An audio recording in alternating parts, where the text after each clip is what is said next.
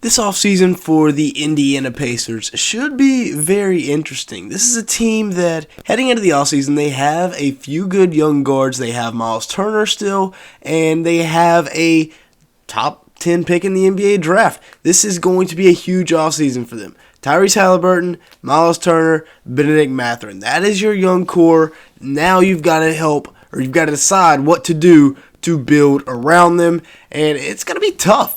So we're going to be talking about that in today's video. Make sure to like button and leave me a comment down below. Also, make sure to hit the subscribe button if you do enjoy today's video at any point. Now let's go and get started looking at the offseason preview.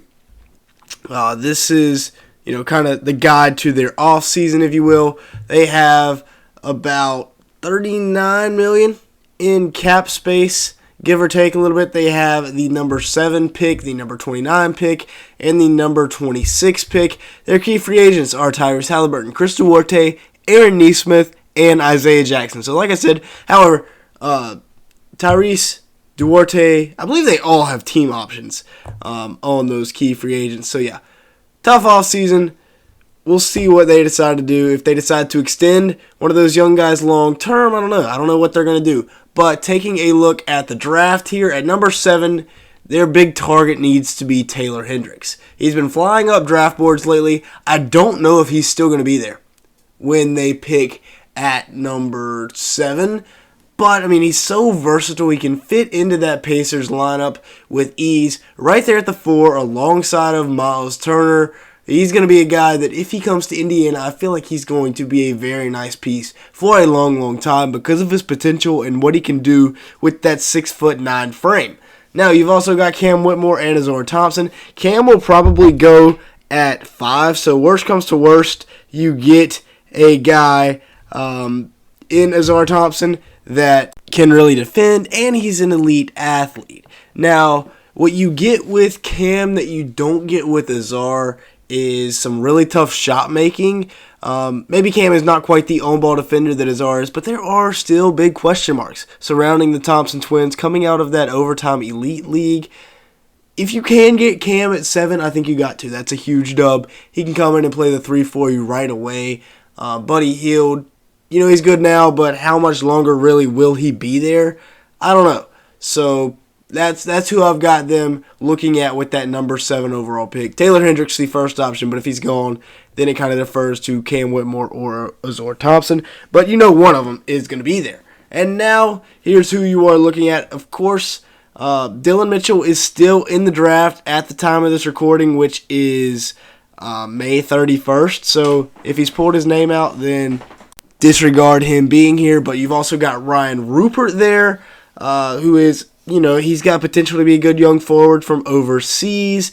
Emoni Bates, I don't know. Will Emoni Bates be a first-round pick? Let me know down in the comments below. Personally, I probably don't think so. I see him more as an early second-round type guy. But, then again, I could be wrong. Then you also got Kobe Buffkin out of the University of Michigan, a really nice shooting guard that I actually like a lot. I've got him ranked in the top 15 in my draft board.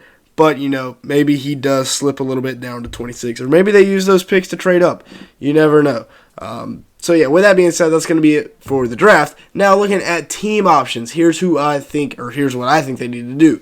Tyrese, he averaged 20.7 points per game, 10.4 assists per game, and 3.7 rebounds. Why in the world would you not accept his team option? You got to keep him on the squad no matter what, right?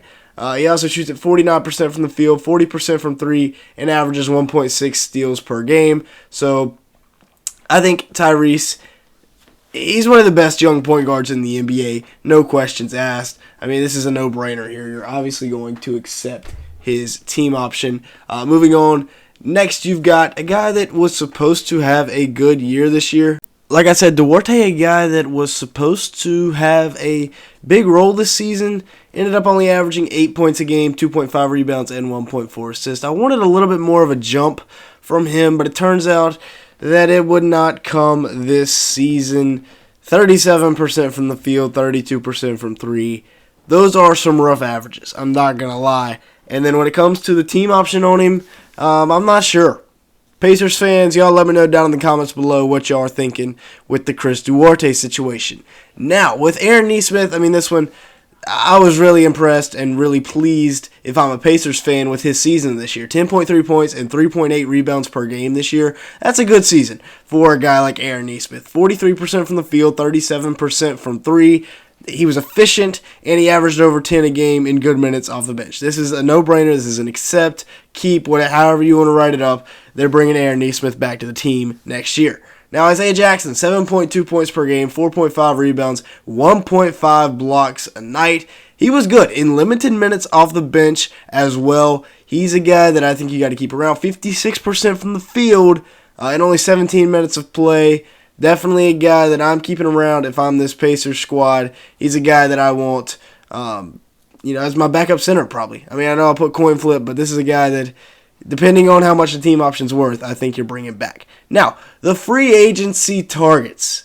I'm honestly looking into bringing a veteran forward this offseason if I'm the Indiana Pacers. If you do draft Hendricks, that boosts up your forward depth a little bit.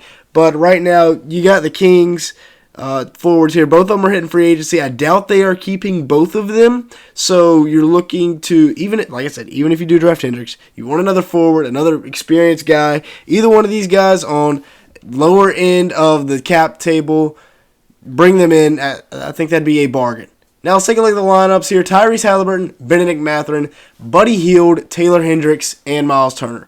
In a perfect world, this is the starting lineup for the Indiana Pacers next year. Now I know I said, Jalen Smith, he had a good year, and he did, but this is what the starting lineup for them looks like with Taylor Hendricks in there. He adds a lot more length at 6 foot, well, not a lot more length, but a lot better mobility for his 6'9" frame than maybe a Jalen Smith, who's more of a traditional center that they just tried to make into a power forward. Miles Turner, I mean, heck, he's been one of the better centers in the NBA for a while now. People just don't talk about it because he's in Indiana. I mean, that's really the only thing I can think of. Then you also got Ben Mathurin and Tyrese Halliburton. Very nice young backcourt, and Buddy Hield is going to fill it up from three. Now, taking a look at the bench, this is how it's shaping up for next year, and I like this a lot. I think this is an underrated bench, a very young bench, which is why I like the Harrison Barnes edition, or really any veteran power forward that can get you 10 points a game and 5 rebounds. Plugging him in there at the 4 for this bench unit, I think, goes a long way. You got Andrew Nembhard, very high on him last year coming out of Gonzaga. I think I had him in my top 20. He ended up going at like 32, I think. And he was a really, really good backup point guard in his first year for the Pacers. I was very pleased with how he played. Aaron Nesmith at the 2, Jordan Nora at the 3, Harrison Barnes at the 4, Jalen Smith at the 5. That's a good backup unit there for the Indiana Pacers. They also have a few other guys here. As we were talking about, Chris Duarte, TJ McConnell, and Isaiah Jackson. Duarte and Jackson, of course, have that team option, so no guarantee they're going to be on the squad next year, but I'm thinking, at least one of them's coming back, probably both, just due to their young age. And then TJ McConnell, always a great backup veteran point guard to have on the squad in case of an emergency, I guess.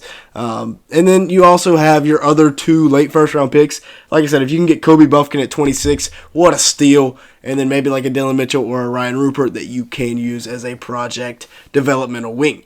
With that being said, that's going to be it for today's video. Thank you so much for watching. Make sure to like button and leave me a comment down below, as it really helps out in the YouTube algorithm. And with all that being said, thank you so much for watching today's video. Oh, also hit that subscribe button.